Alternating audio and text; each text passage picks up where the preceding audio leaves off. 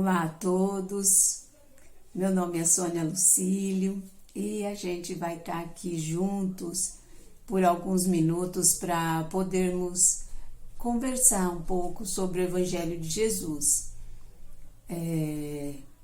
Eu gostaria, que nestes momentos iniciais da nossa conversa, nós possamos aqui fechar os olhos alguns minutos e nos ligarmos uns aos outros pelo coração, mostrando que a distância não nos impede, de nos sintonizarmos nesse aprendizado, de recebermos as bênçãos do alto, para que os nossos corações e as nossas mentes se abram para nós compreendermos verdadeiramente o Evangelho de Jesus e mais do que isso, que essas bênçãos do alto nos fortaleçam para que a gente possa colocar esse Evangelho em prática no nosso dia a dia, tá certo? Então nós vamos fechar os olhos um pouquinho, respirar fundo, enquanto rezamos mentalmente, vocês aí, eu aqui pronunciando o Pai Nosso, tá bom? Então vamos lá. Pai nosso que estais no céu, santificado seja o vosso nome, venha a nós o vosso reino, seja feita a vossa vontade, assim na terra como no céu. O pão nosso de cada dia dai-nos hoje. Perdoa, Pai, as nossas ofensas, assim como nós perdoamos aqueles que nos tenham ofendido. E não nos deixe cair em tentações, mas livrai-nos de todo o mal. Que assim seja. Graças a Deus. Bom, meus queridos irmãos, hoje nós vamos conversar sobre uma passagem muito bonita do Evangelho que está em João, Essa passagem é o capítulo 16, versículo 32, quando João fala assim, que o mestre, pouco antes da crucificação, quando ele se isolou no monte lá com os seus discípulos, tem essa passagem relatada onde diz: não estou só, porque o Pai está comigo. E nós sabemos que o Evangelho ele é de uma riqueza tão profunda que nesses 2000 anos em que ele vem sendo estudado, que ele vem sendo... a gente vem se aprofundando nele, cada vez mais nós descobrimos coisas, coisas maravilhosas.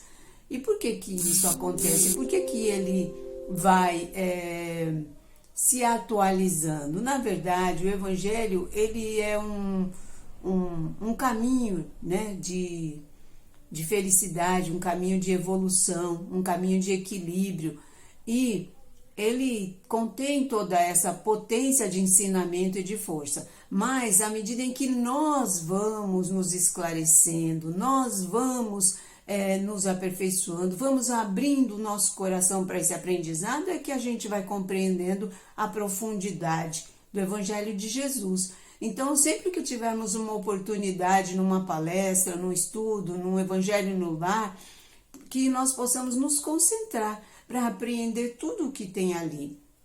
E eu chamo a atenção de vocês nesse sentido, porque Emmanuel, ele faz uma coisa muito boa para a gente, que é trazer esse Evangelho para a nossa prática, traduzir ainda mais este Evangelho para a gente. Então, na lição 170 do livro Caminho, Verdade e Vida, ele trouxe para nós uma reflexão sobre essa passagem do Evangelho de João, e a lição lá no livro de Emmanuel se chama Domínio Espiritual. Então nós vamos refletir hoje sobre como adquirir esse domínio espiritual, como trabalhar a nossa fé, a nossa coragem diante das provações, como nos mantermos cada vez mais íntegros, diante das aflições, cada vez mais serenos e tranquilos diante das decisões importantes que devemos tomar na nossa vida. cada vez mais equilibrados, para que as aflições não nos derrubem, não nos perturbem de maneira a nos tirar o raciocínio, às vezes nos tirar a tranquilidade, nos tirar o sono, nos tirar o discernimento. Então, Emmanuel vem dizendo, ele inicia esse texto com uma passagem muito bonita. Mas antes disso, eu queria dizer para vocês que ele trabalha 3 eixos importantes nesse texto. Ele trabalha assim, olha, para ter domínio espiritual, a gente precisa ter autoconhecimento, porque se a gente não se conhece, nós agimos no automático e nós nos surpreendemos constantemente com as nossas ações, positivas ou negativas, né? A gente não tem consciência do porquê fazemos isso ou aquilo, de por que agimos desta ou daquela maneira em determinadas situações, então nós ficamos meio assim à deriva. E uma pessoa à deriva não tem condições de ter domínio sobre si mesma. Então ele vai destacar aqui a importância do autoconhecimento. Ele vai destacar também a importância de nós sabermos quem somos, mas também para onde vamos, onde queremos chegar, que pessoas queremos ser, porque nós somos assim.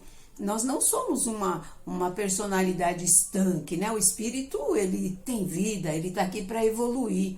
E nós aprendemos todos os dias das nossas vidas, todas as horas, os minutos, são oportunidades de aprendizado. E quando a gente entende isso, nós também sabemos por que estamos aqui e começamos a refletir sobre que pessoa nós queremos ser, né? Então, ele vai fazer um comparativo. Por que Jesus tinha esse domínio espiritual, né? E também, por fim, né, ele vai mostrar como é que Jesus conseguia. É lógico que Jesus era um espírito puro, elevado, mas ele não se cansou de deixar muito claro que ele veio dar o exemplo. O próprio livro dos Espíritos diz lá que o nosso modelo e guia é Jesus. Um modelo e guia é algo a ser copiado, né? Inicialmente copiado, porque nós não temos esse desenvolvimento de pureza, de evolução, né? Nós não fizemos a mesma trajetória que Jesus ainda. Faremos, estamos fazendo isso dia a dia, mas não temos essa perfeição. No entanto, é um modelo que deve ser seguido, e à medida em que a gente vai seguindo aquele modelo, que a gente vai copiando, o que vai acontecendo conosco? Nós vamos nos modificando interiormente e verdadeiramente. Nós vamos modificando os nossos sentimentos, né? Nós vamos criando ali uma compreensão racional, ou seja, nós vamos entendendo como a gente funciona, nós vamos entendendo como o Evangelho nos mostra o caminho a seguir, e à medida que esse Evangelho vai virando uma prática diária em nossas vidas, aí sim nós vamos experimentando as mudanças. E aí aquilo que era uma cópia passa a ser algo nosso. Nós vamos nos apropriando cada vez mais dessa serenidade, desse discernimento, dessa clareza, dessa firmeza que o Espírito do Cristo veio nos trazer. Então, o título do livro de Emmanuel, ele é muito feliz, né? Esse caminho, verdade e vida, né? O Cristo nos deixou o caminho, nos ensinou a verdade, e na medida em que nós colocamos isso em prática na nossa vida, é que nós vamos conhecer a verdadeira vida, que é a vida do Espírito. Então, ele começa esse texto dizendo assim, olha, nos transes aflitivos, a criatura demonstra sempre onde se localizam as forças exteriores que lhe subjugam a alma. Nas grandes horas de testemunho, no sofrimento ou na morte, os avarentos clamam pelas efêmeras posses. Os arbitrários exigem a obediência de que se julgam credores, e os supersentimentalistas reclamam o objeto de suas afeições. Então vejam bem, um simples parágrafo, ele traz um ensinamento grande no sentido do quê? Ele está dizendo para a gente que nós devemos, nos momentos mais aflitos, perceber o que é que está tirando a nossa razão, O que é que está deixando a gente tão descontrolado que nós não conseguimos pensar? O que é que situações da vida que quando a gente enfrenta, a gente age de uma maneira muito impulsiva, muito instintiva. Muitas vezes a gente faz coisas que não gostaria de ter feito. Então ele está dizendo que, olha, nesses momentos é que a gente identifica as forças exteriores que nos subjugam a alma. Então, o arbitrário aquele momento arbitrário, ele está dizendo aqui que o arbitrário, ele exige a obediência. Então, será que nós temos um pouco dessas pessoas que não querem ser contrariadas? Nós queremos que aquilo que a gente pensa é que seja feito, é o que aconteça, que as nossas ideias prevaleçam diante de outras, que as pessoas nos obedeçam sem discussão, sem questionamento. Então, se nós estamos assim, se nós vivenciamos situações como essa, nós já podemos identificar em nós uma certa arbitrariedade. E o que está por trás desse sentimento de arbitrariedade? Muitas coisas. Quando a gente é muito arbitrário, a gente é muito mandão, a gente é muito impositivo, o que está por trás disso, né? A gente não está conseguindo nos colocarmos no lugar do outro, a gente não está conseguindo aprender com o outro, mesmo que naquele momento a gente brigue para ter razão, depois não tem jeito, a nossa consciência vai nos chamar a verdadeira razão e dizer, e a gente vai saber onde errou, o quanto nós fomos inadequados muitas vezes, né? No momento de perdas, por exemplo, em momentos que a gente perde algum bem material ou perde um afeto, como é que eu posso dizer assim? A gente fala perde um afeto, muitas vezes pensa numa separação, uma coisa, né? Às vezes até na morte de um ente querido mesmo. A gente vai se vendo em situações nas quais nós ficamos muito abalados. E aí, nesse abalo, é que a gente precisa daquele momentinho para a gente se interiorizar e ver o que acontece comigo nessas situações, o que mais me machuca, o que mais me deixa frágil, o que me deixa muito vulnerável. É nesses momentos que nós vamos conhecer as nossas fragilidades e vamos poder trabalhá-las. Como é que nós vamos trabalhá-las? Pelo Evangelho, né? Jesus, ele diz aqui, ele esteve no mundo, vivenciou todas as experiências, mas não se subjugou a elas, né? Então, quando ele diz aqui, atendia ao governo humano lealmente, mas Pilatos não o atemorizava. Ele reconhecia as leis, mas ele não tinha medo, ele reconhecia que acima daquelas leis existia a justiça divina. Ele também tem aqui, respeitava a lei de Moisés, mas Caifás não me impressionava. Então, ele não deixava que as pessoas fossem maiores que a lei. Ele estava de acordo com a lei. Então, os desmandos do Sinédrio naquela época não amedrontava. Por quê? Ele tinha segurança do que ele vinha fazer aqui no mundo. Qual era a missão dele? E, de alguma maneira, cada um de nós temos a missão de nos aperfeiçoarmos. E aí, quando a gente se conhece nos nossos sofrimentos, nas nossas dificuldades, a gente vai começando a lapidar aquilo devagarinho, com calma, sempre através da oração, né? Refletindo sobre o Evangelho, mas também pedindo a Deus força para vencer aquelas dificuldades. E com o tempo nós vamos percebendo que vai diminuindo em nós o orgulho, o egoísmo. A gente começa a olhar para o outro com um pouco mais de carinho, com um pouquinho mais de compreensão. E o mais bonito de tudo isso é que vamos entendendo a perfeição do Evangelho, quando Cristo diz, fazei a outro que gostaria que fizesseis para si mesmo. Então, ainda que o nosso objetivo seja um melhor relacionamento com as pessoas e com o mundo, automaticamente a gente também vai tendo um relacionamento melhor com nós mesmos. Porque nós estamos falando de sintonia. Nós estaremos nos sintonizando por mais tempo com a paz, com a compreensão, com o autoconhecimento, com o propósito da autotransformação. E é isso que vai dando para a gente um domínio espiritual. nós vamos entendendo cada vez mais quem somos, porque reencarnamos neste país, nesta família, porque moramos neste bairro, temos estes vizinhos, porque fomos parar naquela empresa, porque enfrentamos essas dificuldades, porque que temos essas qualidades para nos ajudar a enfrentar as dificuldades que nos aparecem.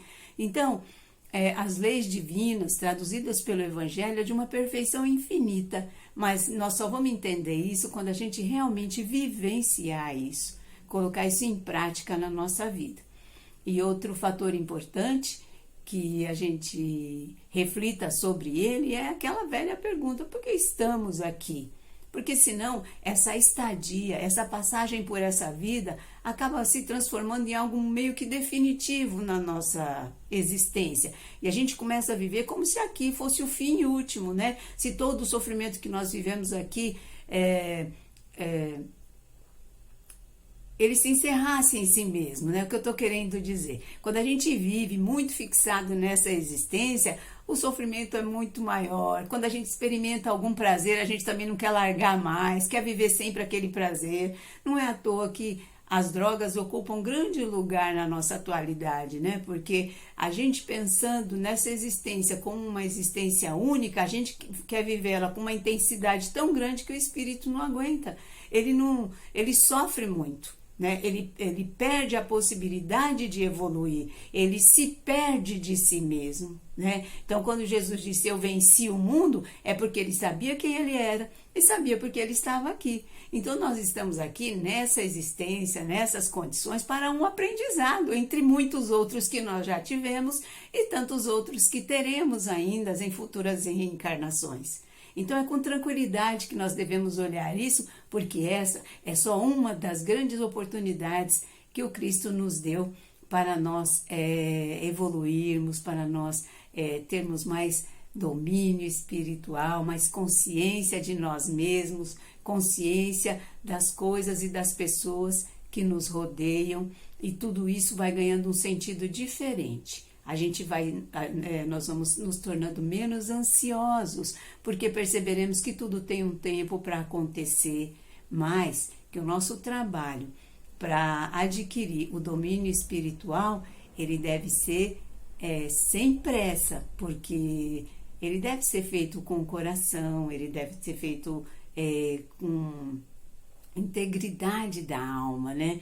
Mas sem pausa, né? Sem pausa. É sempre ali um pouquinho todo dia um pouco, como diz uma grande professora minha, um pouco todo dia um pouco, mas sempre, né? E é assim que nós vamos nos fortalecendo dia a dia, sabendo quem somos, sabendo da nossa fragilidade, sabendo dos nossos talentos, da nossa força, né? De todo o potencial, porque a nossa encarnação, ela é programada para dar certo, mas para ela dar certo, a gente tem que usar todos esses recursos que estão à nossa volta. Para isso, precisamos saber mais sobre nós mesmos e também precisamos ter um pouco mais de clareza sobre a pessoa que nós queremos ser, né? E para isso, Jesus deu um grande norte aí. Nós precisamos ser mais fraternos, mais caridosos, mais amorosos, para que nós vençamos aquilo que de mais importante nós viemos vencer aqui, neste período reencarnatório no planeta Terra, que é o orgulho e o egoísmo, né? Esse é um lindo caminho que Emmanuel traduz para a gente ter mais domínio espiritual, mais serenidade, força, fé e coragem diante das aflições. E era isso que eu gostaria de dizer para vocês. Espero que tenha sido útil, né? E agradeço a oportunidade, porque cada vez que eu tenho que ler, que eu tenho que falar sobre isso, eu sou a primeira beneficiada, né? Então, eu agradeço ter estado aqui com vocês. Um grande abraço. Que Deus os abençoe agora e sempre. E que vocês reflitam sempre sobre essa grande oportunidade que é essa reencarnação que Deus nos deu. E essas orientações que a doutrina nos dá sempre, para que nós possamos viver com mais consciência. Um grande abraço a todos.